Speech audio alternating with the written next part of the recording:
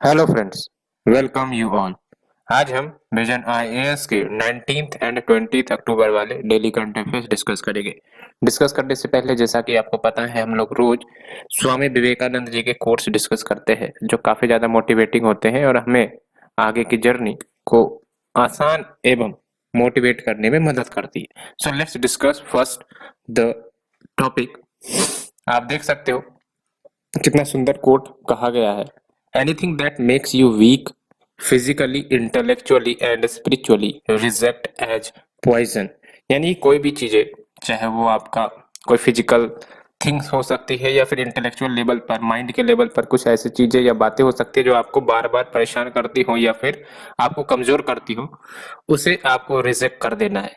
क्योंकि कहीं ना कहीं ये हमें आगे की जो पॉजिटिव थिंकिंग है उसको वीक करती है और हमें पीछे खींचने का प्रयास करती है। So we should always ignore that type of thinking, that type of activity जो हमें वीक करती है। So friends, hope you understood. Let's move to our article. The first article is about जो अभी हाल ही में क्वाड इकोनॉमिक फोरम लॉन्च करी गई है चार देशों के बीच, that is India, Israel, UAE and US, उसके बारे में। सिलेबस की बात करें तो देख लो, ये आपका article 1 GS paper 2 India and it's neighbourhood relation bilateral regional global groupings इसके अंतर्गत कवर होगी। तो बेसिकली पहले आपको ये बात जाननी है कि ये जो आपका क्वाड्रिलेटरल इकोनॉमिक फोरम है ये एक प्रकार से इकोनॉमिक इंटीग्रेशन को बढ़ावा देने के लिए इन चारों देशों में ये ग्रुपिंग लाई गई है।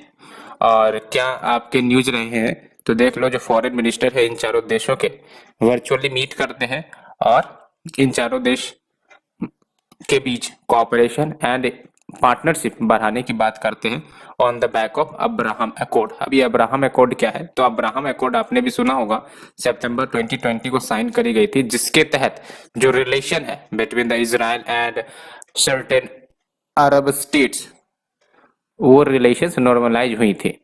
और इस अब्राहम अकॉर्ड को लीड कौन किया था? यूएई। बेसिकली इशू ये रहती है कि जो अरब नेशन है और जो इजराइल है, इन दोनों में बनती नहीं है, इन देशों में बनती नहीं है। दैट्स वाई आप देखते हो कि बार बार कुछ ना कुछ इशू इन रीजन में आते रहते हैं इजराइल को लेकर। सो एक पॉजिटिव प्रयास किया गया है कि रिलेशंस को नॉर्मलाइज किया जाए इजराइल के साथ, इन अरब देशों के साथ। ठीक है, अब बात करते हैं सिग्निफिकेंस क्या है। तो सिग्निफिकेंस हम भारत के रेस्पेक्ट में देखेंगे कि अब भारत जो है वो एक इंटीग्रेटेड रीजनल पॉलिसी की तरफ बढ़ सकता है। पहले क्या होता था कि आपका जो अरब नेशंस हैं, जो इजराइल है, उनके साथ भारत बायलेटरल रिलेशन स्टैब्लिश करते थे 1 to 1।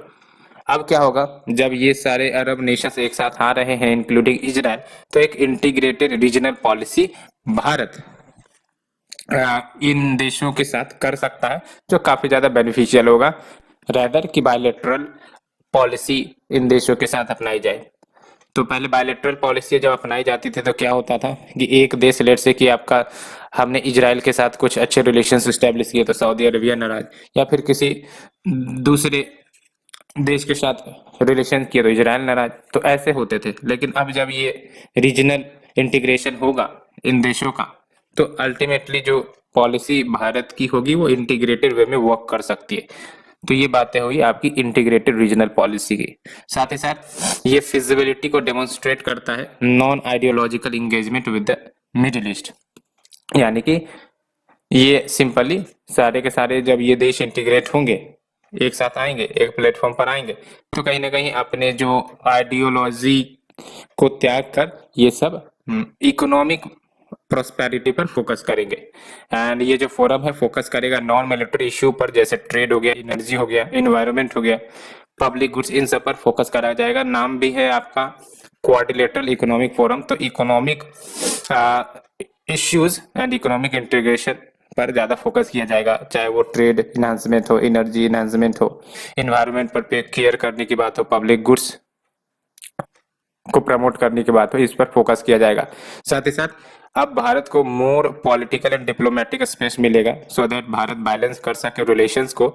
बिकॉज ये जो रीजन है, मिडिल ईस्ट वाला जो रीजन है आपका, और इसमें जो देश आते हैं, इन देशों के बीच वेरियस फिशर्स रहते हैं, दरारें रहती है। तो अब जब एक प्लेटफॉर्म पर आया जाएगा इन देशों के द्वारा, तो इन फीचर्स में भी कमी आएंगी और अच्छी पॉलिसी और उस पॉलिसी का इम्प्लीमेंटेशन भी किया जा सकेगा। और मिडिल ईस्ट में आपको ही पता है 3 मेन सेंटर है पावर के, एक तो आपका सुन्नी अरब कैंप, दूसरा आपका जेविश पावर जो आपका इजराइल में है, और तीसरा आपका शिया इस्लाम जो ईरान में। तो ये जो ट्राई पावर है, एक तरफ आपका ईरान है, एक तरफ आपका सऊदी अरबिया लेट से, और एक तरफ आपका जो इजराइल है। तो क्या होता था कि एक के साथ अगर भारत रिलेशन करे तो ये दोनों नाराज हो जाए, है ना, या फिर इसके साथ रिलेशन एस्टेब्लिश करे तो फिर अन्य 2 देश नाराज हो जाए। तो अब ये इश्यू में कहीं ना कहीं कमी आएगी और भारत एक इंटीग्रेटेड रीजनल पॉलिसी की तरफ बढ़ सकता है। तो ये बेनिफिट इस क्वाड इकोनॉमिक फोरम का होगा।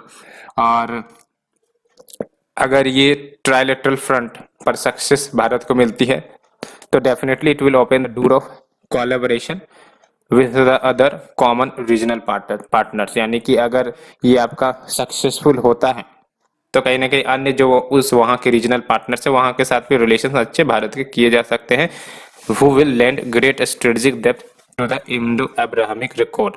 और इंडो-अब्राहमिक अकॉर्ड आपको ही पता है ना कि जो आपके अरब नेशंस हैं और जो आपके इंडिया है, इनके बीच रिलेशंस और ज़्यादा डिपेंड होंगी।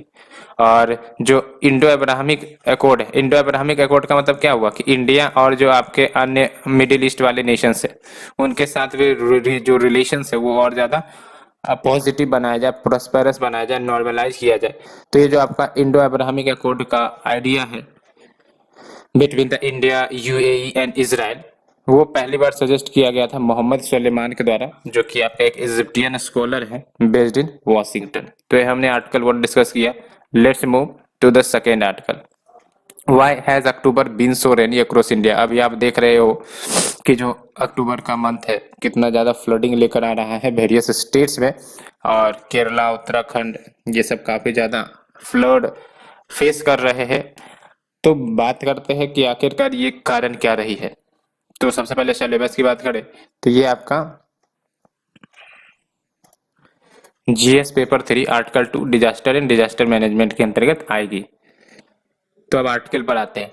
तो मॉनसून सेशन आपको ही पता है अक्टूबर तक खत्म हो जाती है, लेकिन अभी भी several parts of the country rainfall receive कर ही रही है, जैसा कि हम लोग रोज टीवी चैनल पर देखते हैं। अब बात करते हैं कारण क्या है। तो पहला कारण डिलेड मॉनसून विथड्रॉल, यानी कि जो मॉनसून विथड्रॉल की समय है उस समय से ज्यादा हो चुका है, लेकिन मॉनसून अभी कंप्लीटली विथड्रॉ नहीं हुए हैं। साथ ही साथ मल्टीपल लोकेशंस पर लो प्रेशर एरियाज डेवलप हो गई है। अब जहाँ पर लो प्रेशर एरियाज डेवलप होते हैं वहाँ पर जो मॉइस्चर लेटेड विंड है वो अट्रैक्ट होती है और अल्टीमेटली वहाँ पर बारिश करवाती है। तो कुछ कुछ जगहों पर लो प्रेशर एरिया का डेवलपमेंट भी हुआ है, तो ये भी एक फैक्टर है। और क्लाइमेट चेंज भी एक फैक्टर बताया जा रहा है। एंड अगर हम बात करें डिलेड मॉनसून विथड्रॉल की, तो पहली बात तो ये आपको पता होनी चाहिए कि जो आपके 4 मंथ का साउथ वेस्ट मानसून सीजन होता है वो अर्ली अक्टूबर आते आते कंप्लीटली विद्रोह हो जाता है। लेकिन अभी क्या हुआ है, जो विद्रोह की शुरुआत है वो अक्टूबर 6 से ही हुई है। यानी कि अगर नॉर्मल सिचुएशन में देखें तो अर्ली अक्टूबर तक पूरा मानसून आपका इंडिया से चला जाता है। मैं साउथ वेस्ट मानसून की बात कर रहा हूँ। लेकिन अभी क्या हुआ है कि अक्टूबर 6 से विथड्रॉवल शुरू ही हुई है। तो इसका मतलब क्या हो रहा है कि जो डिले हो रहा है विथड्रॉल में। नॉर्मली क्या होता है आपका सितंबर 17 से विथड्रॉल शुरू होती है, लेकिन इस बार क्या हुई है अक्टूबर 6 से विथड्रॉल शुरू हुई है। तो कहीं ना कहीं आप देख लो लगभग 40 डेज का अंतर हो रहा है। तो इसीलिए आपको ये लंबे समय तक रेनफॉल देखने को मिल रही है। और अभी फिलहाल अगर करंट स्टेटस देखें तो monsoon completely western, northern, central, eastern India region से विद्रोह हो चुका है, ठीक है। लेकिन अभी सदर्न पेनिनसुला पर ये मॉनसूनल विंड एक्टिव है, दैट्स व्हाई आपको सदर्न पेनिनसुला में रेनफॉल, भारी भरकम रेनफॉल देखने को मिल रही है। और नॉर्मली बाय मिड अक्टूबर जो मॉनसून विंड्स हैं वो अपने डायरेक्शन को रिवर्स करते हैं। डायरेक्शन को रिवर्स करने का मतलब क्या है, साउथ वेस्ट मॉनसून जो रेनफॉल ला रहे होते हैं बिफोर अक्टूबर, जैसे ये आपका साउथ वेस्ट मॉनसून है, ठीक है, ये रेनफॉल ला रहे होते हैं अक्टूबर तक, तो ये इसी डायरेक्शन में विंड फॉलो करता है। लेकिन आफ्टर अक्टूबर ये जो डायरेक्शन है साउथ वेस्ट मानसून की वो रिवर्स हो जाती है और वो फिर आपका नॉर्थ ईस्ट डायरेक्शन से फ्लो करता है। इसी को तो कहते हैं रिवर्सल ऑफ मानसून। और जब ये आपका नॉर्थ ईस्ट डायरेक्शन में रिवर्स होता है तो आपका देख लो जो तमिलनाडु है या फिर जो आपके आंध्रा कोस्ट है वो सब आपके विंटर में रेनफॉल रिसीव करते हैं। इसलिए हम कहते हैं कि जो नॉर्थ वेस्ट मानसून है वो तमिलनाडु आंध्र प्रदेश सब रीजन में रेनफॉल लाते हैं ड्यूरिंग द विंटर पीरियड। और जो साउथ वेस्ट मानसून होते हैं वो आपका जून से लेकर जुलाई अगस्त सितंबर अक्टूबर तक रेनफॉल लाते हैं डिफरेंट रीजन्स ऑफ इंडिया। अब दूसरा जो कारण बताया गया है वो है आपका development of low pressure area. तो कहा जा रहा है कि at least 2 low pressure system active रहा है लंबे समय से along the east and west coast, यानी कि एक तरफ ईस्ट कोस्ट में लो प्रेशर आपका लंबे समय से बना रहा है, दूसरी तरफ आपका वेस्ट कोस्ट में भी ये लो प्रेशर बना रहा है as well as central India. तो अब लो प्रेशर बना है तो इसका मतलब मानसून का जो ड्यूरेशन है वो इन रीजन में एक्टिव रहेगा लंबे समय के लिए थोड़ा सा, और इसी के कारण आपका रेनफॉल भी आ रहा है over the large part of the country. And जो लो प्रेशर सिस्टम की हम बात कर रहे हैं वो किधर बनी है, एक तरफ आपका ईस्ट सेंट्रल अरेबियन सी में बनी थी, और यानी कि ये जो आपका है अरेबियन सी, ईस्ट सेंट्रल अरेबियन सी यहाँ पर बनी थी और धीरे धीरे आपका केरला की तरफ ये मूव करता है और यहाँ पर ये सस्टेन्ड रहता है लंबे समय के लिए। That's why Kerala receives the heaviest rainfall here nowadays. और साइमल्टेनियसली जो अनदर लो प्रेशर सिस्टम है वो आपका north Andhra Pradesh coast and southern Odisha पर मौजूद रहा, यानी कि यहाँ पर। तो दूसरा लो प्रेशर सिस्टम आपका यहाँ पर मौजूद रहा जिसके कारण आपका जो रेनफॉल है इधर भी आपका हैवियर रही है because of this low pressure system. And जो इंटरेक्शन है बिटवीन देम, यानी कि जो विंड्स का इंटरेक्शन है जब होता है तो इसके कारण जो साउथ वेस्ट मानसून है और ज्यादा स्ट्रेंथन हुई और इसके कारण आपका extreme rainfall central and southern Kerala पर देखने को मिला। तो ये हमने आर्टिकल नंबर 2 डिस्कस किया कि why there is so much rainfall in the month of October. तो 2 मेजर कारण बताए जा रहे हैं, डिलेड मानसून विथड्रॉल और दूसरा development of low pressure area in the eastern coast and western coast, जिसके कारण कंटिन्यूटी ऑफ रेनफॉल बनी हुई है और हैवी रेनफॉल हो रही है इन रीजन में। तो hope you understood the logic and the reason behind this issue. Let's move to the third article. तो थर्ड आर्टिकल की अगर हम बात करें तो यहाँ पर आ जाओ, ये है आपका Moody's upgrades outlook on Indian banking from negative to stable. तो पहले जो इंडियन बैंकिंग को स्टेटस दी गई थी निगेटिव आउटलुक की दी गई थी, अब उसको स्टेबल आउटलुक में पुट किया गया है मूडी के द्वारा, जो कि आपका एक क्रेडिट रेटिंग एजेंसी है। अब सिग्निफिकेंस क्या होगा और क्या इश्यू है देखते हैं। मूडीज के बारे में आपको पता होगा, जैसा कि मैंने आपको बताया ये इंटरनेशनल क्रेडिट रेटिंग एजेंसी है, ठीक है। और सिलेबस की बात करें तो ये आपका जो आर्टिकल 3 है ये GS paper 3 Indian economy and issues related to it इसमें कवर होगा, ठीक है। Issues related to planning mobilisation resources growth development and employment इसके अंतर्गत कवर होगी।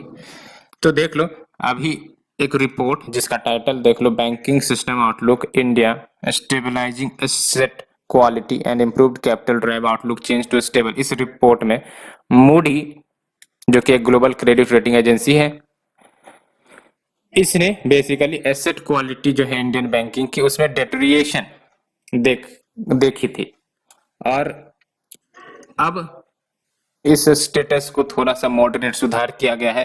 एंड अब साथ ही साथ जो ऑपरेटिंग एनवायरनमेंट है बैंकों की उसमें कुछ सुधार देखा, पहले डेटोरिएशन देखा था जिसके कारण रैंकिंग को खराब कर दी गई थी, निगेटिव आउटलुक में डाल दिया गया था, लेकिन अब इस लिस्ट को अपग्रेड करके स्टेबल लिस्ट में डाला गया है बिकॉज ये पाया गया मूडी के द्वारा कि इम्प्रूवमेंट आई है इन द ऑपरेटिंग एनवायरनमेंट।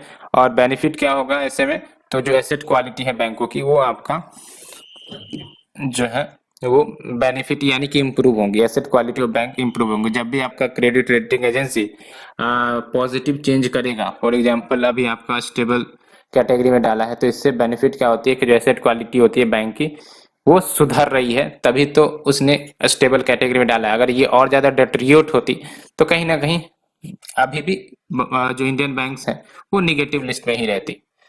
लेकिन एक रिसेंट रिपोर्ट जो क्राइसिल ने दी, इसमें साफ साफ कहा गया है कि जो बैंक्स हैं वो फेस कर सकते हैं राइज इन ग्रोस एनपीएज। कितना? 8 to 9% का राइज हो सकता है टोटल लैंडिंग जो दी गई है। यानी कि आप समझ सकते हो पिछले ही साल 7.5% ऑफ टोटल लैंडिंग आपका एनपीए था, लेकिन इस बार बोला जा रहा है कि एनपीए और ज्यादा बढ़ सकती है, वो बढ़ के 8 to 9% ऑफ टोटल लैंडिंग हो सकती है। एंड अगर हम बात करें मूडी एंड क्राइसिल की, तो दोनों आपका क्रेडिट रेटिंग एजेंसी है। तो यहाँ पर इश्यू देख लो, एक तरफ आपका मूडी बोल रहा है कि आपका जो एसेट क्वालिटी है बैंकों की वो इम्प्रूव हो रही है, that's why we are changing the outlook from negative to stable. और दूसरी तरफ जो क्राइसिल का रिपोर्ट है वो ये कह रहा है कि आने वाले समय में एनपीए राइज होने वाली है, 8 to 9% of the total lending हो सकती है। As compared to previous year it was 7.5%, यानी कि एनपीएज के बढ़ने की संभावना है। ठीक है, तो ये जो आपका कंट्राडिक्टरी फाइंडिंग है, जैसा कि मैंने आपको बताया है ना, ये जो कंट्राडिक्टरी फाइंडिंग है ये टेस्टिमनी है to the issues with credit rating agency. आप दिख रहे हो ना, ये दोनों क्रेडिट रेटिंग एजेंसी है, लेकिन दोनों आपका दो डिफरेंट पर्सपेक्टिव दे रहा है। एक बोल रहा है कि भाई साहब बैंकों की हालत ठीक हो रही है, दूसरी बोल रही है कि नहीं, बैंकों की हालत आने वाले समय में गड़बड़ होंगी। तो ये जो आपका कंट्राडिक्टरी फाइंडिंग है ये प्रूफ है क्रेडिट रेटिंग एजेंसी से रिलेटेड इश्यू का, और जो आपका इकोनॉमिक सर्वे 2021 में हाईलाइट भी करी गई थी। ठीक है, तो क्यों और ये क्या इश्यू आ रही है, क्रेडिट रेटिंग एजेंसी ऐसे डाइवर्जिंग व्यू क्यों दे रहे हैं? तो पहली बात तो information asymmetry between the issuer and investor, यानी कि इन्फॉर्मेशन एसिमेट्री कहने का मतलब करेक्ट इन्फॉर्मेशन, एक को दूसरा इन्फॉर्मेशन मिल रहा है, दूसरे को दूसरा इन्फॉर्मेशन मिल रहा है, based on that information different decision निकल रहा है। ठीक है, तो इसी को कहते हैं information asymmetry between the issuer and investor. And no standardised fee structure for rating agency in India. अब कोई standardised fee structure rating agency की नहीं है, तो क्या होता है कि अपने फेवर में करने के लिए हो सकता है कि जो क्रेडिट रेटिंग एजेंसी है उसको अपने फेवर में किया जाए, because there is no standardise fee structure. अब कोई स्टैंडर्डाइज फी स्ट्रक्चर नहीं है, तो कोई कुछ चार्ज कर रहा है, कोई कुछ चार्ज कर रहा है, ऐसे में जो कंपनीज की रेटिंग एजेंसी रेटिंग्स है वो भी इफेक्ट हो सकती है। साथ ही साथ no uniformity among the rating companies. अब बहुत सारे rating companies different parameters use करते हैं, कोई credit agency different parameter use करता है, कोई डिफरेंट पैरामीटर यूज करता है, जिसके कारण क्या होता है कि आपको वेरिएशन देखने को मिलती है in the outcome, and it also lacks transparent. तो ये आपको याद रखना है, क्योंकि इकोनॉमिक सर्वे 2020-21 में हाईलाइट किया गया है issues related to credit rating agency. तो आपको पता होना चाहिए 4-5 इश्यू।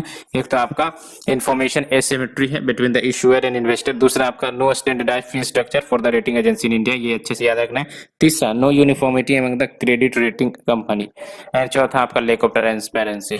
तो ये 4 इश्यूज जो बार बार क्रेडिट रेटिंग एजेंसी से रिलेटेड आती ही है। और जब हम बात करें क्रेडिट रेटिंग एजेंसी की, तो ये आपका एक एंटिटी है जो एसेस करता है ability and willingness of the issuer company. Issuer company जो यानी कि जो इश्यू करते हैं, जैसे आपका बैंक्स हो गए, वो भी आपका इश्यूअर कंपनी हो गए, तो इनकी एबिलिटी एंड विलिंगनेस को एसेस करता है for the timely payment of interest and principal on a डेब्ट। तो ये कोई बैंक हो सकती है या फिर कोई कंपनी हो सकती है। ठीक है, और लेट्स से कि कोई कंपनी है, उसने आपका लोन लिया, अब वो लोन चुका सकती है या नहीं, प्रिंसिपल चुका सकती है या नहीं, उसको एसेस करता है बेस्ड ऑन वेरियस पैरामीटर। और अभी फिलहाल भारत में 7 क्रेडिट रेटिंग एजेंसी है जो सेबी के द्वारा रजिस्टर्ड है, सेबी के अंतर्गत रजिस्टर्ड है। एक तो आपका एक्यूट रेटिंग है, ब्रिक्स वॉक है, केयर है, क्राइसिल है, इकरा है, इंडिया रेटिंग है। ठीक है, इंडिया रेटिंग को पहले फिच रेटिंग कहते थे, फिर आपका इन्फोमेट्रिक्स वैल्यूएशन है। तो ये 7 है आपका Acuite rating, Brickwork, clear, CRISIL, ICRA, India rating and आपका इन्फोमेट्रिक्स वैल्यूएशन। तो ये प्रीलिम्स में भी क्वेश्चन पूछा गया था, है ना, बस टर्म से रिलेटेड क्वेश्चन पूछा गया था, इससे अलावा नहीं। तो ये हमने आर्टिकल नंबर 3 डिस्कस किया। Let's move to the article 4, NITI Aayog launch geospatial energy map of India. तो जियो स्पेशल एनर्जी मैप मतलब क्या हुआ, ये आपका भारत का मैप है, और यहाँ पर हमने क्या किया, असाइन कर दिया कि कौन से लोकेशन पर कौन से एनर्जी रिसोर्सेस आपको मिलते हैं। फॉर एग्जाम्पल कहीं पर आपका कोल रिसोर्स मिल रहा है, तो वहां पर हमने कोल का लोकेशन असाइन कर दिया। हमें अगर विंड एनर्जी के पोटेंशियल वहां ज्यादा है, तो हमने वहां पर विंड को मार्क कर दिया। या फिर लेट्स से कि कहीं पर सोलर पोटेंशियल रीजन में ज्यादा है तो वहां पर हमने सोलर एनर्जी के लिए मार्क कर दिया। तो नाम से पता चल रहा है आपका एनर्जी मैप ऑफ इंडिया, यानी कि जो भी आपके एनर्जी है, चाहे वो आपका रिन्यूएबल रिसोर्सेज वाली हो या फिर नॉन रिन्यूएबल रिसोर्सेज वाली, उनको जब हम मार्क कर देते हैं मैप में तो उसको हमने जियो स्पेशियल एनर्जी मैप का नाम दिया है। तो इस मैप को तैयार किसने किया है, तो देख लो NITI Aayog in collaboration with ISRO, क्योंकि ये आपका वेरियस डाटा के ही माध्यम से होगा, सैटेलाइट डाटा के माध्यम से, तो यहाँ पर इसरो का कोलैबोरेशन जरूरी होता है। तो NITI Aayog in collaboration with ISRO इन्होंने डेवलप किया है comprehensive geographic information system energy map of India with the support of energy ministry of the government of India. और अगर हम बात करें जीआईएस की, तो जीआईएस यानी कि जियोग्राफिक इंफॉर्मेशन सिस्टम, जाहिर सी बात है ये आपका कंप्यूटर सिस्टम है जो कैप्चर करती है, स्टोर करती है, चेक करती है, डिस्प्ले करती है data related to the position of earth surface. ठीक है, तो ये जो आपका लेट्स से कि इंडिया का मैप है और ये आपका वेरियस लोकेशन है। तो जीआईएस क्या करता है कि डिफरेंट लोकेशन पर लेट्स से कि डिफरेंट चीजें मौजूद है। यहाँ पर अब एनर्जी सेक्टर की बात करें तो लेट्स से कि इस रीजन में आपका एनर्जी रिन्यूएबल एनर्जी या फिर कोल एनर्जी मौजूद है, तो यहाँ पर हमने कलर कर दिया, कलरिंग मार्क कर दी और बोला कि यहाँ पर कोल पाए जाएंगे। यहाँ पर फिर हमने बोला कि भाई साहब यहाँ पर विंड एनर्जी पाए जाएंगे, तो यहाँ पर डिफरेंट कलर से मार्क कर दिए, है ना। तो यहाँ पर आप देख लो, तो यही होता है आपका जीआईएस, है ना, capturing, storing, checking and displaying the data relating to the position on the earth surface. And कहीं ना कहीं जीआईएस टेक्नोलॉजी क्रूशियल पार्ट है स्पेशल डाटा इंफ्रास्ट्रक्चर का, क्योंकि जब तक हमारे पास डाटा या फिर प्रॉपर मैप नहीं होगा कि कौन से रिसोर्सेज कहाँ पर मिलते हैं, तो कहीं ना कहीं जो उसकी पोटेंशियल है, एनर्जी की पोटेंशियल की टू एक्सट्रैक्ट आउट टू, वो डेवलप नहीं हो पाएगी। एंड ये जो आपका जीआईएस मैप है ये आपको होलिस्टिक पिक्चर भी प्रोवाइड करेगा ऑल एनर्जी रिसोर्सेज का इन द कंट्री। आप देख सकते हो, मैप ही देख लो आप, है ना, कहाँ पर कौन सी एनर्जी रिसोर्सेज मौजूद है, ये आपको होलिस्टिक पिक्चर प्रोवाइड कर रहा है। And this is in line with the draft national Jio special policy 2021। तो ड्राफ्ट नेशनल जियो स्पेशल पॉलिसी 2021 लाई गई थी, उसके अकॉर्डिंग ये आपका मैप डेवलप किया गया है। और इसमें आपका होगा क्या, तो एनर्जी इंस्टॉलेशंस कहाँ कहाँ हुई है उसको आराम से मैप पर देख सकते हैं। जैसे कहाँ पर कन्वेंशनल पावर प्लांट्स है उसे देख सकते हैं, ऑयल एंड गैस वेल्स कहाँ पर है उसे भी देख सकते हैं। तो आप देख सकते हो कंप्रिहेंसिव अंडरस्टैंडिंग होगा वेरियस एनर्जी रिसोर्सेज का। साथ ही साथ एनर्जी इंस्टॉलेशंस कौन से कहाँ पर है इसके बारे में भी पता चलेगा, कोल फील्ड्स कहाँ पर है, कोल ब्लॉक्स कहाँ पर है, district wise data, renewable energy power plants की, ये सब हमें मिल सकेगी। और कोई अगर इन्वेस्टर्स है एनर्जी सेक्टर में इन्वेस्ट करना चाहता है तो आराम से अंडरस्टैंड कर सकता है कि हमें अगर लेट्स से अप्रूवल से रिलेटेड कोई डिसीजन लेनी है तो कौन से स्टेट से लेनी है, कहाँ पर हमें प्लांट एस्टेब्लिश करना है। तो कहीं ना कहीं इन्वेस्टर्स को भी बेनिफिट मिलेगा जो एनर्जी सेक्टर में इन्वेस्ट करना चाहते हैं। और भी हम सिग्निफिकेंस देखेंगे इस मैप के बारे में, लेकिन आप देख लो 27 थीमेटिक लेयर्स बनाए गए हैं। 27 थीमेटिक यानी कि 27 थीम्स के ऊपर ये मैप आपका तैयार किया गया है, जिसमें कोल है, डीजल है, नेचुरल गैस है, इन सब को रिप्रेजेंट किया गया है इस मैप में। एंड अगर हम बात करें सिग्निफिकेंस क्या होगा इस मैप का, तो पहली बात तो ये कि इस मैप की मदद से जो भी आपके प्राइमरी एंड सेकेंडरी सोर्सेस हैं एनर्जी के, as well as their transportation या ट्रांसमिशन नेटवर्क, इन सब के बारे में जानकारी मिल जाएंगी इस मैप से। दूसरी बात ये कि it integrates energy data scattered across multiple organisation, यानी कि लेट्स से कोई आपका रिन्यूएबल एनर्जी मिनिस्ट्री है, कोई आपका कोल मिनिस्ट्री है, ऐसे 2-3 मिनिस्ट्री है। अब इनके पास अलग अलग सेपरेट डाटा होती है, लेकिन इस प्लेटफॉर्म के माध्यम से आपका जो डाटा है एनर्जी का वो इंटीग्रेटेड वे में रिप्रेजेंट हो रहा है और consolidated visually appealing graphic manner में ये आपका रिफ्लेक्ट हो रहा है। साथ ही साथ ये दिखाता है जो लेटेस्ट एडवांसमेंट हो रहे हैं in the web GIS technology, ठीक है, और कैसे हम इस टेक्नोलॉजी का भरपूर इस्तेमाल कर रहे हैं उसको भी ये रिप्रेजेंट करता है। And it will also aid in disaster management using available energy asset, तो ये डिजास्टर मैनेजमेंट में भी मदद करेगा, ठीक है। So we discussed article number 4. Let's move to the article number 5. India opposes penalty for delay in World Trade Organization notification. तो ये आप देख लो, जो आपका सिलेबस है आर्टिकल 5 का ये कवर होगा आपका ये देख लो, important international institution, agencies, forums and their structural and use and mandate. इसमें ये आपका कवर होगा, important international institution because WTO, yes it is an important international institution and their mandate. ठीक है, तो इश्यू क्या आई है आप देखो कि जो डेवलप कंट्रीज है, जैसे आपके यूएसए, यूरोपियन यूनियन है, इन्होंने एक ड्राफ्ट मूव कर दिया है। ड्राफ्ट का नाम basically general council proposal on procedures to improve compliance, ये है ना, ये ड्राफ्ट का नाम है बेसिकली। और इसमें बेसिकली नोटिफिकेशन रिक्वायरमेंट्स की बात कही गई है जो WTO एग्रीमेंट्स के तहत होती है। और क्या होगी ये आपका नोटिफिकेशन रिक्वायरमेंट्स, अब ये इसी नोटिफिकेशन रिक्वायरमेंट्स के इश्यू को लेकर भारत ने अपोजिशन जाहिर किया है।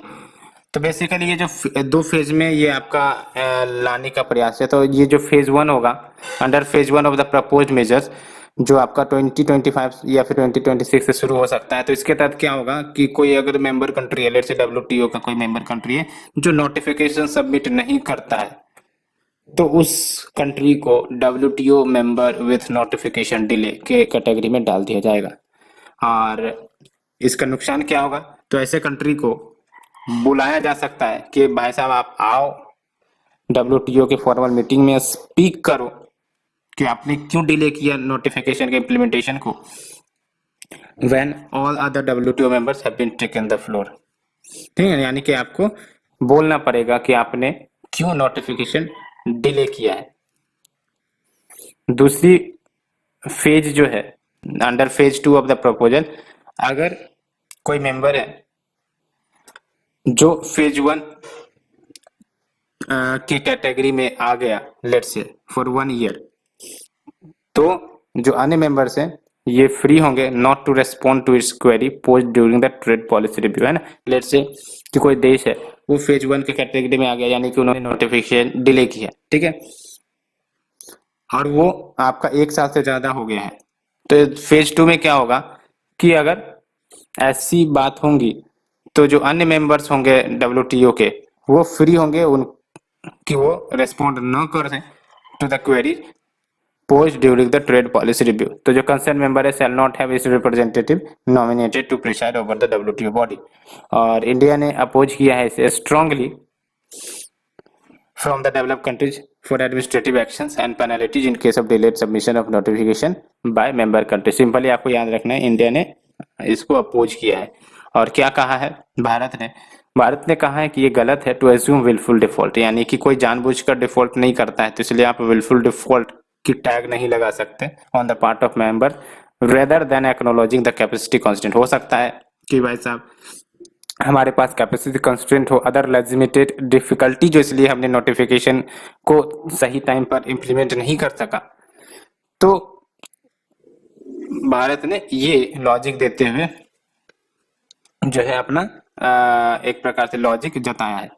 And faced by the many developing countries, and India ने सेवरल कंप्लेंट्स डेवलप कंट्रीज के द्वारा फेस किए है regarding delayed submission of agriculture subsidy notification, ये है ना। तो जैसे फॉर एग्जांपल कोई एग्रीकल्चर सब्सिडी नोटिफिकेशन भारत को सबमिट करना है एक टाइम पीरियड में, भारत उस टाइम पीरियड में सबमिट नहीं कर रहा है, डिले हो रहा है, तो अगर ये आपका इम्प्लीमेंट हो जाता है तो ऐसे में भारत को इन दो प्रपोजल को फेस करना पड़ेगा, इसलिए भारत इसे अपोज कर रहा है। तो भारत के पॉजिटिव में ये प्रपोजल नहीं है, कहने का मतलब ये हुआ, ठीक है। तो ये हमने आर्टिकल 5 डिस्कस किया overall, and hope you liked it. Thank you friends, thank you very much.